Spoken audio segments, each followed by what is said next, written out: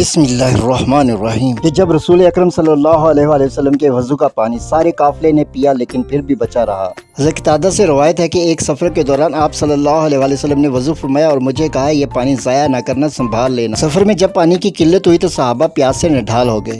انہوں نے اپنی شدید پیاس کے بارے میں آپ صلی اللہ علیہ وآلہ وسلم سے عرض کی تو آپ نے مجھے حکم دیا کہ میرے وضو کا پانی لاؤ جسے میں نے سنبھالنے کا کہا تھا۔ میں وضو کا چھوٹا سا پیالہ لے آیا۔ جب صحابہ نے اتنا تھوڑا پانی دیکھا تو حیران رہ گئے۔ اتنا تھوڑا سا پانی کیسے پورے قافلے کی پیاس بجھائے گا؟ اس لیے سب بے صبری سے پانی پر ٹوٹ پڑے تو آپ نے فرمایا صبر کرو، یہ پانی سب کو پورا آئے گا۔ پھر ایک ایک کر کے سب صحابہ کو آپ صلی اللہ علیہ وآلہ وسلم نے پانی پلایا، یہاں تک کہ ہم صرف 2 رہ گئے تو آپ صلی اللہ علیہ وآلہ وسلم نے فرمایا ساقی آخر میں پیتا ہے۔ جب آخر میں آپ صلی اللہ علیہ وآلہ وسلم نے پانی پی لیا تب بھی پانی بچا رہا۔ صحیح مسلم شریف حدیث نمبر 1556۔